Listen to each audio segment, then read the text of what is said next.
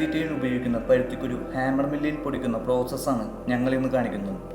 Negative section വഴി വലിച്ചെടുക്കുന്ന പരുത്തിക്കുരു ക്രഷിംഗ് ചേമ്പറിൽ hammer impact, material collision with toothed steel liner and material on material hitting വഴി പൊടിഞ്ഞ് നിശ്ചിത ഹോൾ സൈസുള്ള സീവിലൂടെ കടന്ന് സൈക്ലോൺ ടാങ്ക് വഴി കളക്ഷൻ വെസലിൽ ശേഖരിക്കുന്നു.